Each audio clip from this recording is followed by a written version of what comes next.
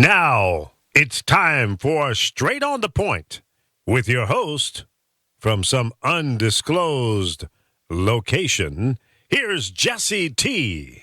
Well, it's good to be back with you here as we do a little bit of feedback in there, but that's okay. We'll adjust it down just a bit. Jesse T Show is on the air and everywhere from the community to the world, and another beautiful day here in Southern California. What a great show following the TLC Unlimited show, Unleashed to the Max. She had a guest in here, and we've had a chance to talk to her over the years. It's just a terrific show, great show, and it's good to have a good lead in because it's always good to follow something that's terrific. So it's good to have you along with me, Jesse T. And I am on the air and everywhere from the community to the world. It's the powerofvoices.com. The Jesse T Show right here in studio and live. We got our Instagram audience checking in right now. I'm going to adjust the microphone out just a little bit so that we can allow the camera shot for the Instagram audience, Instagram Live, and Facebook.com/Jesse Terrero. We are back in the studio of the undisclosed location somewhere along the Pacific Coast in a priority place that we are very secret at this. And we are being guarded here by all of those Doberman Pinschers, German Shepherds, Pit Bulls, and Rottweilers. But most importantly, we are guarded by what I thought was the most carnivorous animal ever, Mexican Chihuahuas. But what I found out is that two wiener dogs in heat are much more ferocious than Mexican Chihuahuas. And boy, they're covering the inner sanctorium of the Jesse T Show. So we're going to get the show going here and jump into it real quick. Lots to talk about today. And really what I want to talk about is, first off, let you know what's happening tomorrow. Tomorrow we have Pete Antico coming in. And Pete Antico is running for the SAG president. That's right, what Ronald Reagan was at one time. The SAG president is coming up actually, all the SAG members are going to be able to vote for the new incoming SAG president. And lots of things going along with SAG, and we're going to talk about SAG-AFTRA, Screen Actors Guild, and AFTRA, which governs TV and radio. And we're going to be talking to them about that. Pete Antico is coming in. He's one of the candidates that are running now for SAG-AFTRA. So we're looking forward to seeing what he is all about. And a great actor, been around a long time. You've seen him in 1,001 episodes of everything, plus 5 we can't even remember. He just came in from New York and Canada, where he was shooting some episodes of another program. And so he'll be in town, and tomorrow at the Jesse T Show right here at 5 o'clock. He's going to be checking in here. We're going to have a nice conversation. For those of you who don't know too much about SAG and AFTRA, this is your chance to call in at 424-227-9461 tomorrow when Pete Antico comes in and we start talking good stuff, like what's the good stuff happening at SAG and what the bad stuff is happening at SAG. So he's going to be here tomorrow on the Jesse T Show. Next week, we got a large week of interviews popping in here, setting all that up. I will let you know by the end of the week what those interviews are. It's going to be a very busy week as we had a little bit of a lull time this week.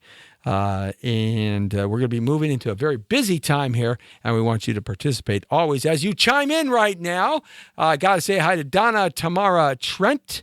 Thanks a lot, Donna. All right, you're one of our 5 viewers and 5 listeners, so we appreciate that. BP Malatino is checking in.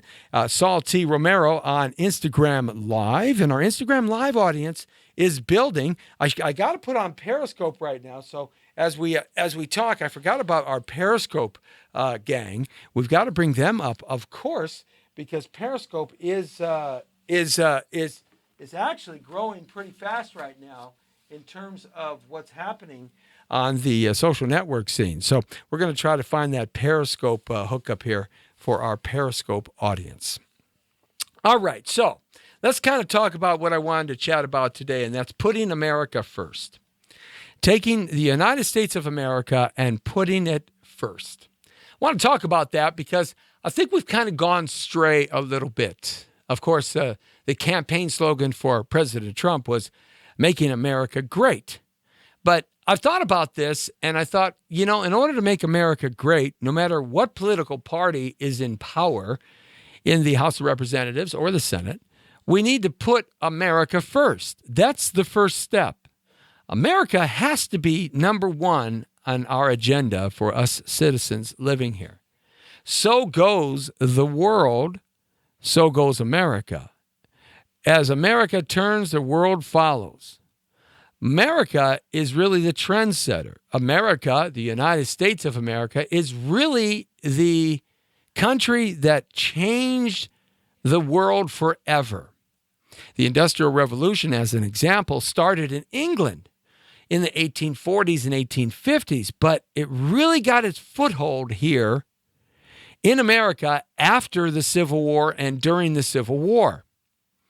Because of the Civil War, many manufacturers of rifles and armaments and bullets created giant companies, railroads, locomotives, iron, steel, created giant companies that fostered great capitalism and made a lot of money and put a lot of people to work. In fact, that's one of the primary reasons why the South lost, because of the industrial might of the North. That's where all the factories were. The South was basically an agrarian society built on the backs of human beings. That's what slavery was. And they wanted to keep that because that was their primary way of making money.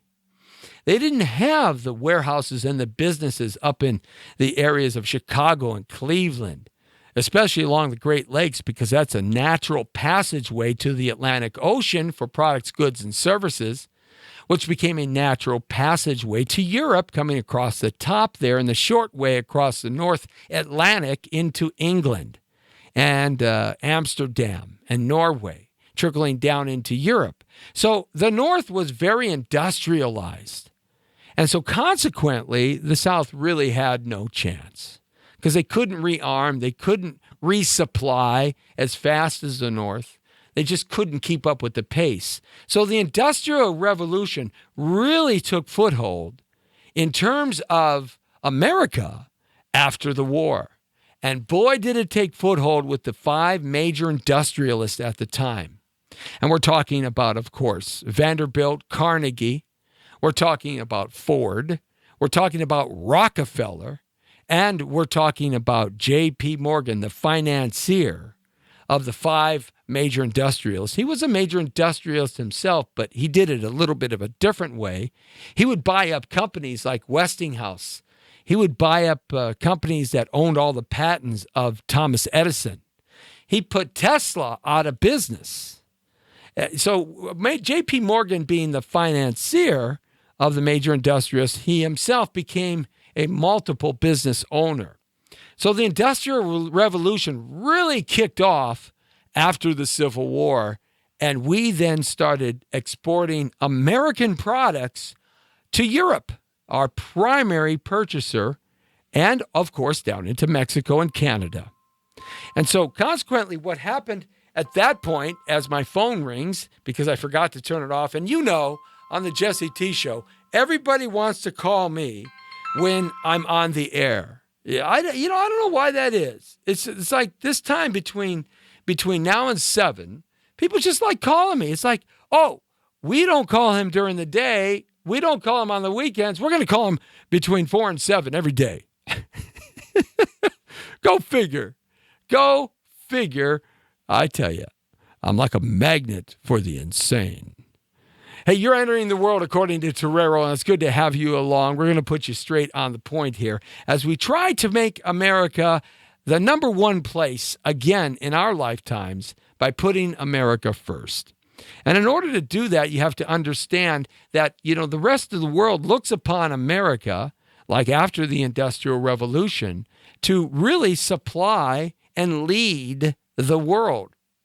And of course, that's what the 20th century was all about. The emergence of the United States of America as a global economic power. And what came with that was a global military power, because we had to be able to protect our major interests financially around the world. That, of course, into Japan and the Philippines, and not so much into China at the time because they were a backwards nation, really, still walking around like a 15th century kung fu movie. But, of course, we're talking down in Australia. India was actually much more ahead of China because they were under English rule. So essentially, America, being the empire it became, followed the English empire around the globe. And there was a time at one point that there was only a half a dozen countries on the whole God's blue-green earth that were not touched by the English empire. They had their hands in everything. So as the 20th century went on and World War II happened, at the end of World War I in 1917, we were engaged in the European World War. It wasn't really a world war anywhere else but Europe. The French were fighting some of the English in other places of the world, but it really wasn't a world war. It was a world war amongst the known economic part of the world, but it really wasn't a globalization of a multiple country war from one hemisphere to the other. But when we entered in 1917, well, our emergence became impactful immediately. The Germans just could not prevail. They couldn't prevail against us because we just had too much, and our supply line just could refresh itself like no other. Plus, we had those two great walls, the Pacific Ocean and the Atlantic Ocean, that kept us from being bombed and destroyed and terrorized. So our products were able to become products that the world could count on. Yeah, they had great industry in Europe, but in Europe, everything was being destroyed and bombed and shot at. So when we entered the World War I, the war that was supposed to stop all wars, we entered World War I and we changed the dynamic. And by doing that, we became a world leader. Certainly an economic force and a military force and a geopolitical force. So by World War II, what took place then, of course, was we were itching to get into the war, but we couldn't really get into the war because the population of America did not want to get into the war until, of course, Pearl Harbor happened. And that protectionist ideology that most Americans said, let them fight each other out, they're not bombing us, that kind of prevailed until they bombed Japan, or until Japan bombed Pearl Harbor. And that changed the whole dynamic and gave FDR the ability to move America onto the world war scene of World War II. And boy, did we ever. Knowing that nobody in the world could outlast us and we could not be harmed on the home front, we were able to turn our country into an industrial military corporate machine. And that's what Eisenhower warned us against when he was president on the last speech that he gave after 8 years in office, after World War II, about the military-industrial complex. Watch out for them. And he was the general that ran everything, so he understood this better than anybody. Now, after World War II, we essentially became the world's monetary currency provider. It's called the International Monetary Currency Reserve. And the English pound was replaced by the American greenback, the American dollar. And with that, we essentially took over the English empire. They became America's manifest destiny. So now, what took place there between the end of World War II and now, especially up to about 1985, America's industrial and economic might was that like no other on the planet. Nobody could take us on. Yeah, we didn't do well in Vietnam, and we didn't do well in Korea, but they weren't really wars. They were police engagements. That was a corporate aristocracy that provided profits through capitalism and keeping the fight at hand. There's good money in bullets and Band-Aids. So now we're at the present date between 1985-ish and now 2017, and America really has fallen off due to the political environment that we have engaged ourselves in and put ourselves in, from politically correct conglomerates of the Senate and Congress, either Republican or Democrat. It doesn't really matter. The politically correctness of it all, and having to be the policeman for the world, as well as the entity that's supposed to have this idea that, oh, we have to care about the rest of the planet in terms of human rights and social rights and all this. No, those countries should care about their own people. But now, over the last 25 or 30 years, we've fallen off, created great debt like this country's never seen, massive unemployment when you look at the real unemployment figures that nobody talks about, and that's the G6 unemployment, where people just basically gave up trying to look for a job. Able-bodied men and women that could work and are of age to work, but gave up looking for a job. That's it. Ran out of benefits. Was much higher than what they've been reporting. Now, and we essentially almost had an inner collapse of our economic system because of this. So the direction that this country has taken by the leadership that has allowed us to go down this path, both Republican and Democrat, has provided an opportunity for the rest of the world to, 1, catch up, 2, infiltrate, 3, nip, chip at the greatness of this country, and 4, allow them to arm themselves in ways that they should never have been able to arm themselves, that create great trauma and potential danger for every living United States citizen. We have to put our country first before any country. America has to be number one. I talked about for decades this idea that we've lost our way. We've lost this concept of called Americanism. Now, I know that's not a word, and it really isn't, but it's a Jesse T word. And Americanism means that this ideology that we had, certainly 3/4 of my lifetime, minimally half, and for generations going back to when the first Europeans came here, that independence, that security, that we didn't have to get involved with the rest of the world, that we could cut our own path, make our own way. We've lost that. We've lost a little bit of that. And we've got to get it back, because that's America. That's a part of what being an American is. Not following anybody, but leading everybody by our actions. We have to protect our interests overseas. Otherwise, our interests will try to take from us. We have to wrangle these corporations and get them back into this country, and back with the idea that America is first. You can keep your companies over there. We don't care. But you better open something up here and bring it back home and employ Americans.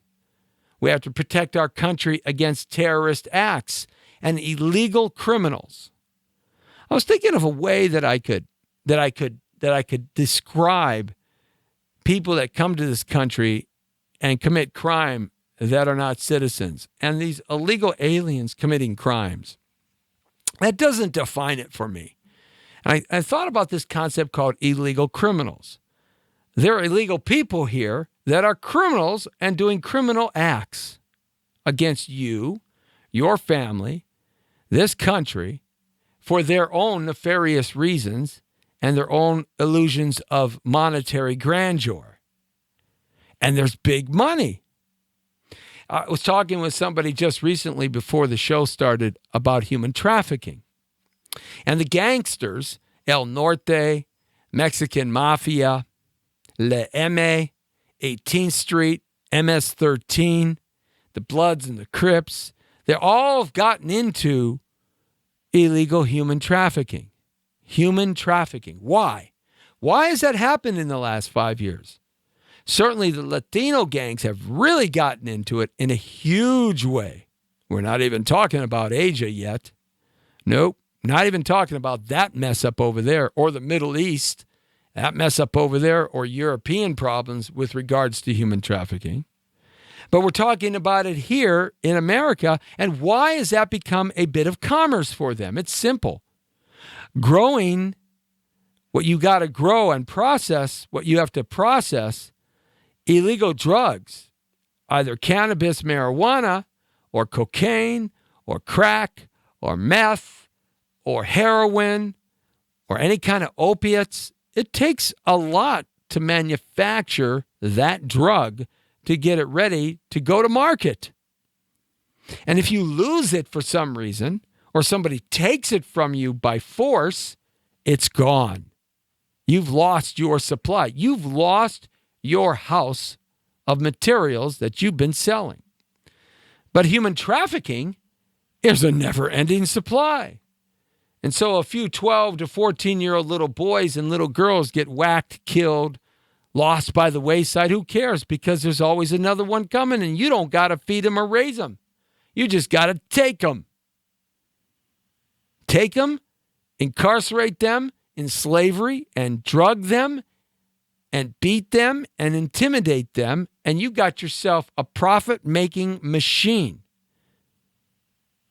So, you see, we have illegal criminals coming here doing illegal acts. That has to stop. In order to make and put America first, there's a lot of things that we have to just kind of shift around and think a little bit differently. This idea of Americanism. Now, I don't know about you, but, look at Christianity was part of this country's fiber. The Judeo-Christian ideologies and concepts were ingrained in this country. Now, whether you believe that that's good or bad, if you believe it's bad, you are certainly in the minority. And if you believe that's good, you're certainly in the majority. But we got away from that. I remember coming out of private school in the 1970s and going into public school. We still, in homeroom in 9th grade, said the Pledge of Allegiance to the American flag, and we also had a bit of silence for prayer. Isn't that amazing? LA Unified School District did not impose rules upon teachers that they couldn't be a certain way. Some teachers didn't do it, but some teachers did. I happen to have ones in public school that did. But now, it's a big problem because everybody has a right. Well, I'm sorry, everybody doesn't have a right. America has a right. America has a right to exist as a country. America has a right to exist in the ideology that made it great for all of these years and provided a place for you and me to live with liberty and some idea of security, happiness, and a quality of life for our families for generations. I've traveled to 43 nations, and I've come across places that are very nice, like New Zealand. What a country. Wow. And Australia, not bad. Really nice. I like New Zealand better. There's some beautiful places, but there's some beautiful places I wouldn't live. Like the Philippines. Wouldn't live there. You crazy? No.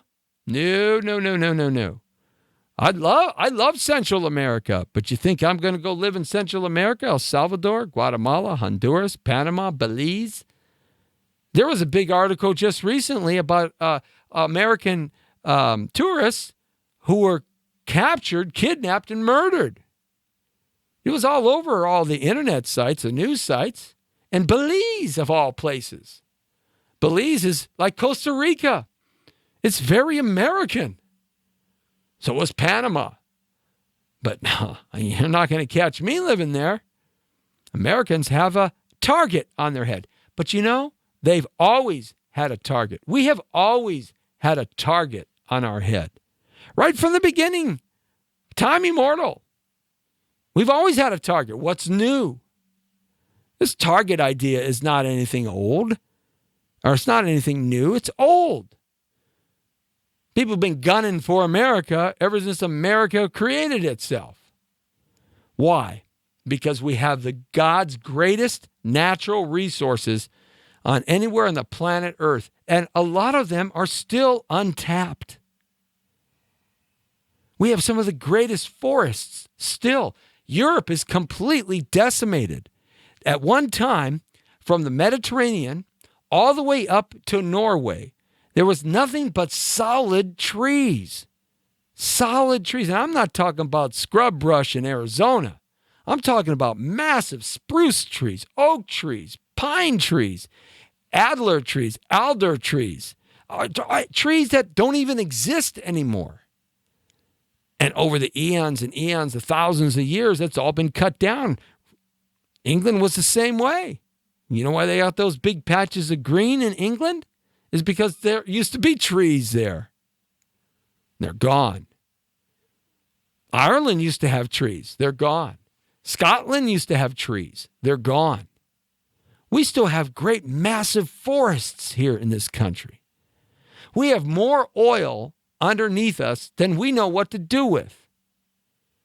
Right here in the Los Angeles Basin, just to the back of me, where you see the powerofvoices.com sign, just to the back of me is the Los Angeles Basin, where the Fairfax District, and you have Inglewood and Ladera and Baldwin Hills on one side, and down there all in the middle, you got central Los Angeles, and you have going towards what is now Century City, Beverly Hills, Hollywood, all of that down in there. There were thousands upon thousands upon thousands of oil wells.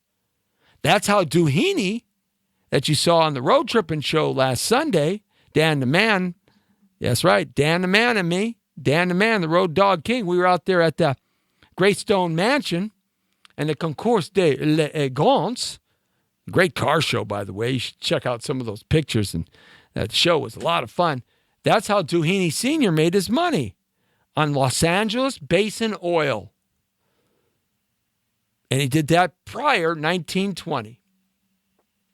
Then down into Mexico, Mexican oil on the West Coast. They stopped producing oil. That didn't mean they ran out of oil. They just stopped drilling for it. There's so much oil under the LA Basin, it's unbelievable. And with oil comes natural gas. They run hand in hand. It's sort of like when you eat burritos. You pass the gas. It's kind of the same thing. Because oil, when it comes out of the ground, it's sticky goo. They process it down so you can get it in the can at your local auto parts store. That's processed down. Oil's thick, sticky goo. The reason why it bursts up in the air in some of the movies is because of the pressure. It's like when you pop a Coke can. So along with that comes natural gas. We have more natural gas reserves than anywhere else on the planet Earth. In the mid part of the country, from Canada right down to Texas, there is so much oil that's untapped, not just shale oil, but regular oil. And there's so much fresh water. One of the world's largest aquifers is under the Midwest. It has got trillions of gallons of fresh water. Trillions. And it should, because the glaciers were there for 10,000 years. There's so much water under the Midwest. Gold and silver. Do you know that we are the number one country in the world that has more gold bullion than anybody else? We're number one. I posted that up on my website, facebook.com/Jesse Terrero, or Straight on the Point. We have so much gold, we don't know what to do with it. By the way, you better buy some gold and silver because the governments of the world, the smart ones, are hoarding gold and buying as much of it as they can and silver. And come on now, don't you think they know something that you don't know? You know, remember, show me the money. Remember, follow the money. Remember, you want to get rich? Why don't you copy what Warren Buffett does? Forget about Bill Gates. He engineered and created some trinket that he sold the world that the world needed. But Warren Buffett is a true businessman. He's got, 100 different companies he owns, major companies? And not in any one trinket. Even though Apple is now going to be the first $1 trillion corporation, it's almost there, $900 million last week it pegged out at. They got something like $250 billion in tax-free cash reserves sitting in this country, and some say $1 trillion sitting offshore. So what I'm saying is our country is untapped. We've tapped everybody else. We've got more lithium. We've got more titanium. We've got more copper. We've got more iron ore, clean coal industry. We have so much ore, it's unbelievable, and so much coal that's just not being used. This country's untapped. That's why everybody wants us. And we're relatively a clean nation, water-wise, air-wise, dirt-wise. Just look at what's happening in China.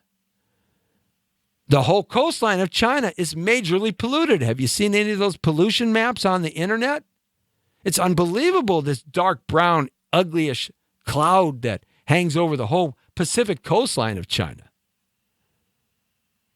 So, when you start looking at why America is number one, because it was our destiny in this hemisphere to be number one.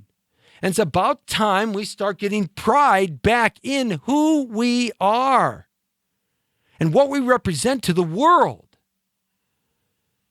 Because without us, there is no world the way we know it. Would you like to live under Russian domination? Ask yourself, would you like to live under Mexican domination? Ask yourself, would you like to live under French domination? Or how about Chinese domination? Or Japanese, or Indian, or Australian, or Venetian, or Austrian, or Bavarian, or Middle Eastern, or Persian, or Mongolian, or Chilean, or Argentinian, or Philippine? I don't think so. We don't want to be like them. Who wants to be like them? We want to be like us. And it's time we put America first in everything that we think about and get the pride back. Forget the politics. The politics are games for those that want power. The reality is that we've got to be the power. My buddy here, Lee, and I talk about this all the time.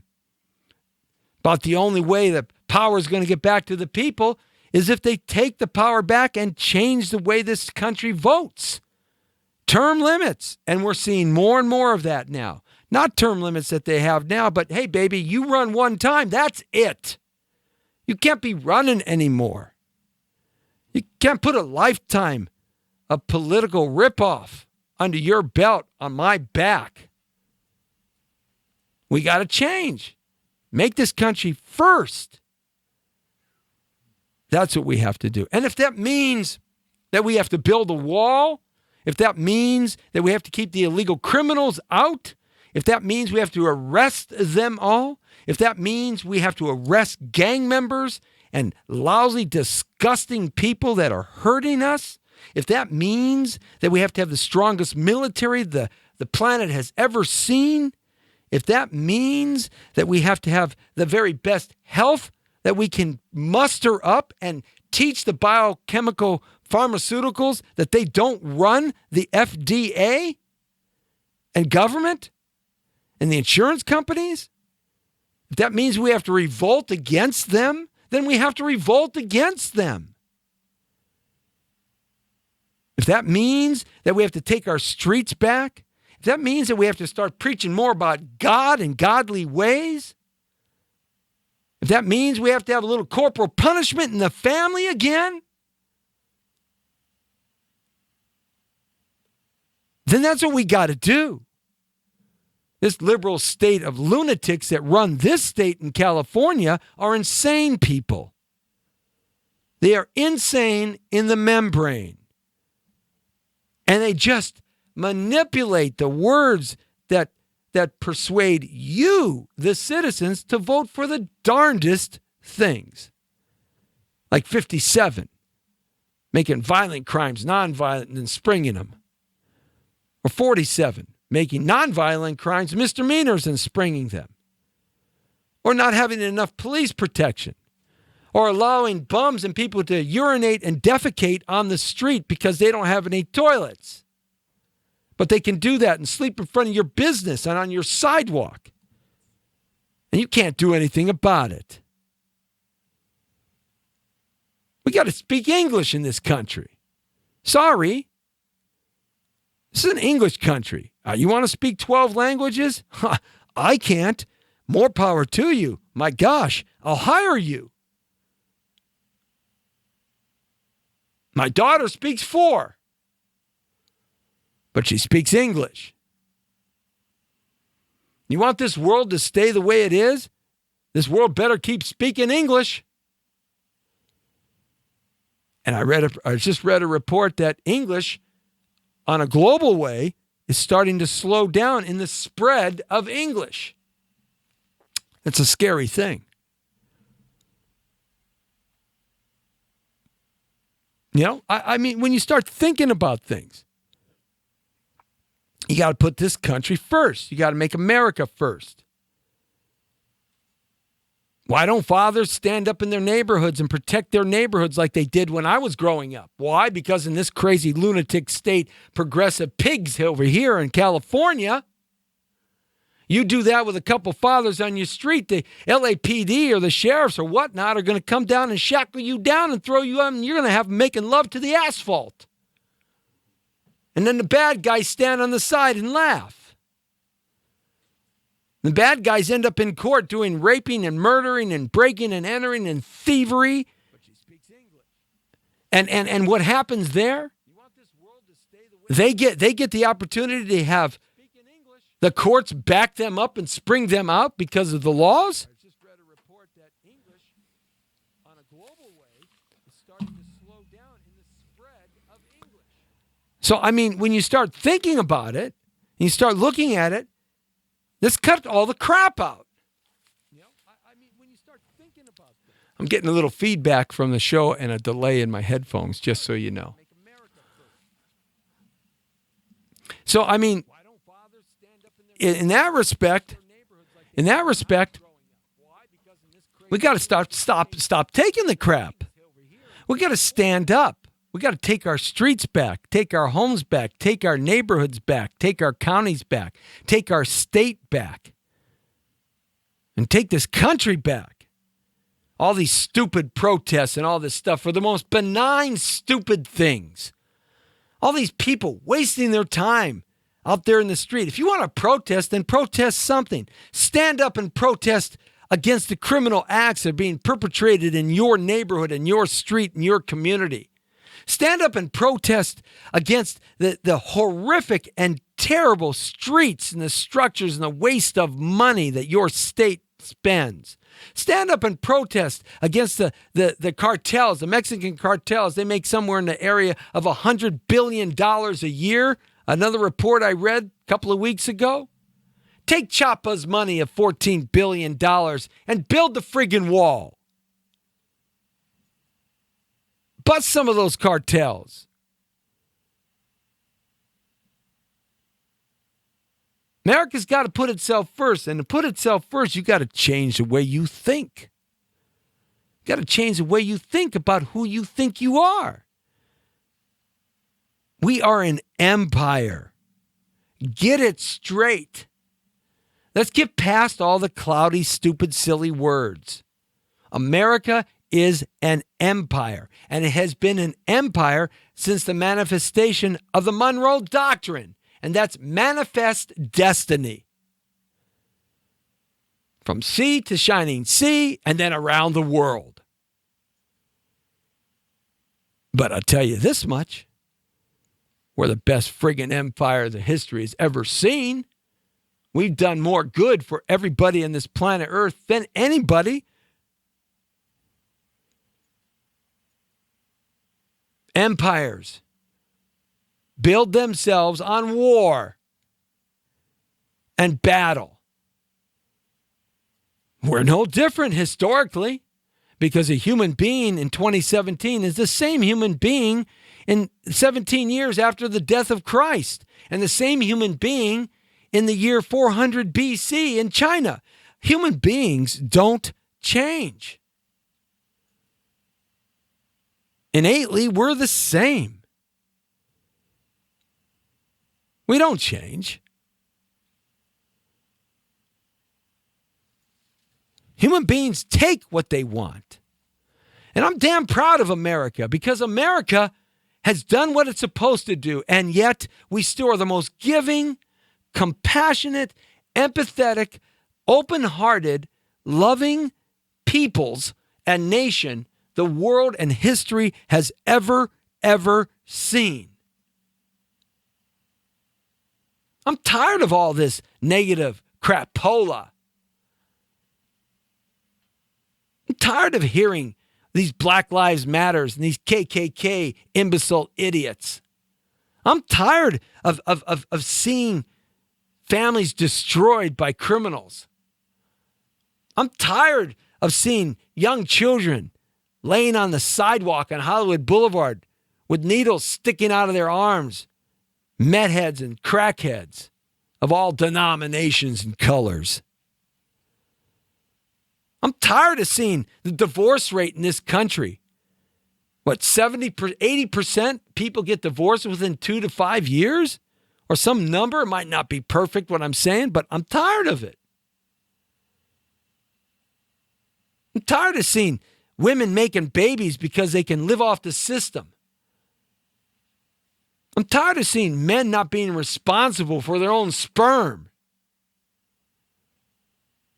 I'm tired of seeing people shoot cops and kill them. I'm tired of hearing people call people the N-word and the white word and the P word and the C word and the F word. I'm tired of it all. I'm tired. Hey, so what if you're black and you want to have sex with a white woman and make babies? Who the hell cares? What the hell's wrong with you people? You want to be gay? Be gay. I don't care. I don't care whether Shepard is gay or not on Fox News. Why do I even got to know about that? Why is that news? Who cares? He ain't hurt nobody. I'm tired of this black rage crap. I'm tired of this Latin rage crap. I'm tired of this white rage and Asian rage crap. I'm just tired of it all. And let me tell you something. When you're in a foxhole at night with your AR-15 and 7 clips left, and there's 1,000 guys chasing you, you don't care who's in that friggin' hole with you shooting.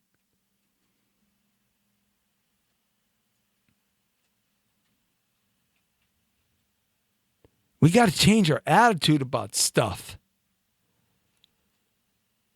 There was a time, I'm not saying the world was perfect during my youth.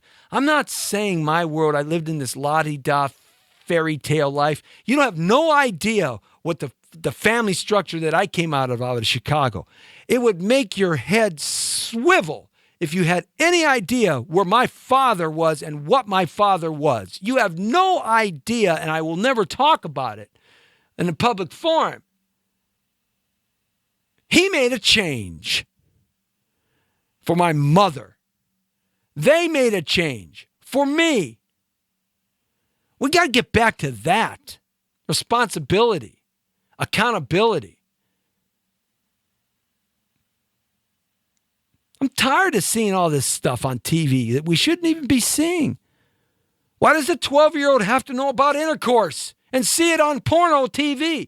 Why does the internet and Facebook and all these disgusting sites, why do they have to be that way? Why can't they police themselves? Because they don't want to. It's not because they can't. They don't want to. Because the pervasiveness is what they control you with. The pervasiveness of greed, of sex, rock and roll, drugs, whatever you want to call it, hatred, despair, unhealth. That's how they control us. That's what's destroyed America in my lifetime. Oh, things weren't great and perfect, but we're humans. And nothing will ever be perfect.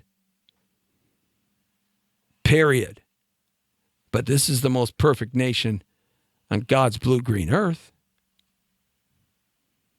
I'm tired of hearing these Islamic crazy psychopath jihadists that want to kill and blow up and cut everybody's head off. I'm tired of seeing Europe explode like that. I'm tired of seeing these stupid politicians in Washington, these talking heads. They have no concerted effort, or they have no interest in anything that they say. Look, all of a sudden, the Democrats hate Comey. They hate Comey. He is like the antithesis of Satan, especially after the Hillary Clinton thing with Comey. And now he gets fired. He gets his butt fired. And now he is the poster child of love. I mean, the hypocrisy is over the top. It's over the top. Lying, cheating, rat bastards, all of them.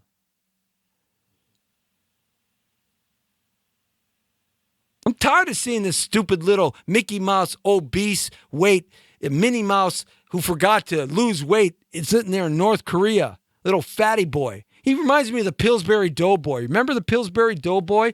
You stick him in the belly, right?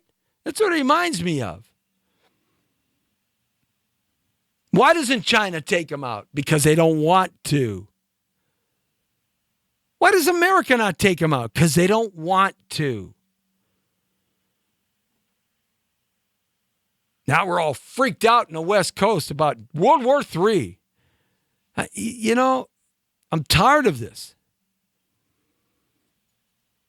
I didn't grow up in this world that I just explained. I had no idea about these things when I was 15 in 1975. And quite frankly, neither did anybody else. I didn't grow up in Beverly Hills. I grew up in Sun Valley. Sun Valley was a middle-class city. Working men and women. Working men, mostly.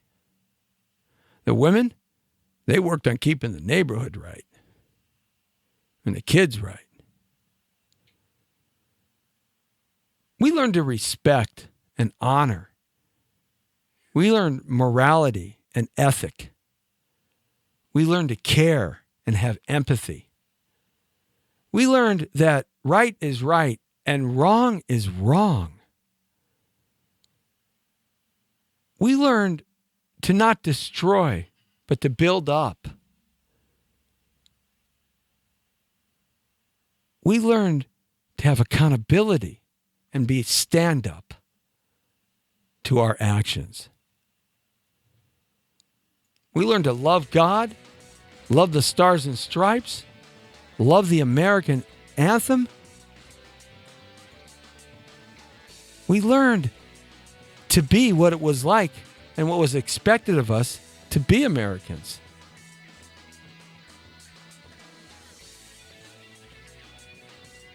What happened? What happened in 40 years?